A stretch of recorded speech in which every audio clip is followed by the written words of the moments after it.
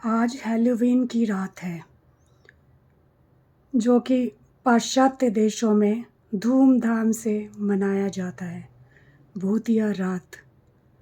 तो इसी संदर्भ में मेरे पास एक स्वयं के साथ घटित भूत का अनुभव है और ये ओइजा बोर्ड से रिलेटेड है, जो कि पश्चिम में एक भूत को या आत्मा को बुलाने का बोर्ड होता है, एक गेम टाइप का बोर्ड जिसमें आत्मा का आह्वान किया जाता है।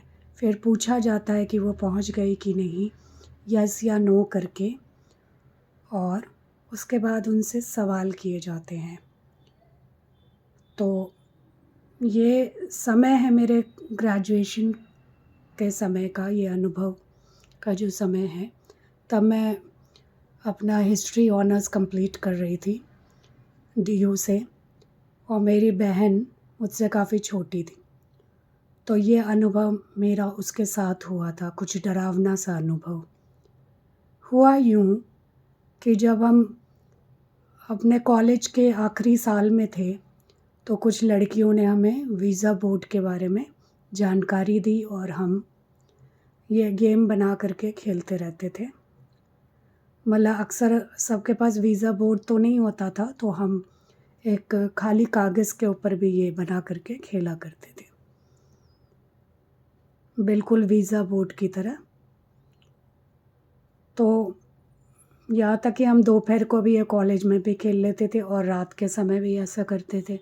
तो हमें एक चस्का सा लग गया, क्योंकि अनुभव बहुत ही सत्य प्रतीत होता था। तो एक रात्रि को मैंने ये चीज़ अपनी बहन को बताई और वो भी तैयार हो गई मेरे साथ में खेलने के लिए। तो ये तो समय रात का था और हमने जो सोचा नहीं था वो उस रात को हुआ। हमने आत्मा का आह्वान किया, उसने यस की तरफ कॉइन को धकेला, ठीक है। तो हमने कंफर्म किया कि हम सही हैं कि नहीं। तो हम इंग्लिश में उसको सवाल कर रहे थे, लेकिन उसको दिक्कत आ रही थी समझने में। तो ये बहुत ही अजीब सा अनुभव था, क्योंकि पहली बार कोई ऐसी आत्मा आई थी हमारे सामने जिसको इंग्लिश भाषा समझने में दिक्कत आ रही थी। क्योंकि हम एक पॉश इलाके में भी रहते थे, हमारी पढ़ाई लिखाई अच्छे स्कूलों से हुई थी, प्राइवेट स्कूलों से, तो अंग्रेज़ी का ज्ञान नॉर्मल था। तो फिर उसके बाद हम समझ गए कि इस आत्मा को दिक्कत आ रही है स्पेलिंग के साथ में। तो हमने क्या किया कि उसको पूछा, तो ये बात पूछी कि इनको इंग्लिश आती है या हिंदी, या नहीं आती इंग्लिश। तो उन्होंने हमें इंडिकेट किया कि उनको इंग्लिश नहीं आती। फिर हमने अपने सवालों को हिंदी में पूछना शुरू किया और उसके बाद में हमने फर्दर कंफर्म किया कि उनकी मृत्यु कैसे हुई थी। तो जो हमने सोचा नहीं था वैसा जवाब आया कि उनकी मृत्यु मर्डर से हुई थी।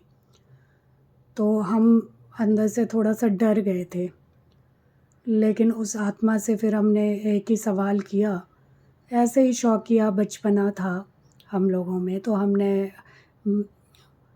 पूछा कि मेरी शादी किस व्यक्ति से होगी, किस प्रोफेशन के व्यक्ति से होगी, और मेरी बहन की किससे। और आज भी ये बात सच है, क्योंकि उसमें आया था कि मेरे पति देव सिविल सर्वेंट होंगे और मेरी बहन की शादी एक इंजीनियर के साथ होगी, जो कि इतने सालों के बाद, मेरी शादी काफ़ी लेट हुई थी, उस घटना के कई सालों बाद हुई, तो उसके बाद भी ये बात सच निकली।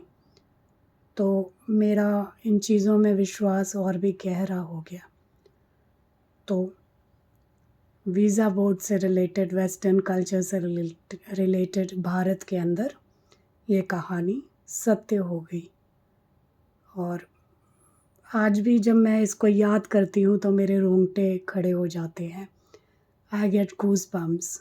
रिमेम्बरिंग दिस एपिसोड, मतलब ये जब भी ये वाक़या मुझे याद आता है तो मैं सच में सोचती हूँ कि क्या था, मतलब कि क्या सच में हम एक मर्डर्ड आत्मा के साथ में इतनी आसानी से संपर्क में आ गए थे। तो ये ख़्याल ही डराता है। तो आप भी सावधान रहिए, और हम ये सलाह नहीं देंगे कि आप इस वीज़ा बोर्ड को यूज़ करें या ऐसे किसी आत्मा का आह्वान करें, बस एक खेल और मज़े के लिए। क्योंकि मैं अगली कहानी में आपको बताऊंगी कि इसी बोर्ड के गेम खेलने के परिणाम स्वरूप किसी के साथ क्या हुआ था। हम किस्मत वाले थे कि हमारे साथ ऐसी कोई दुर्घटना नहीं हुई जिससे कि आगे हमें लेने को देने पड़ते, लेकिन किसी और के साथ हुआ। तो मैं अगली कहानी में वो आपको बताऊंगी।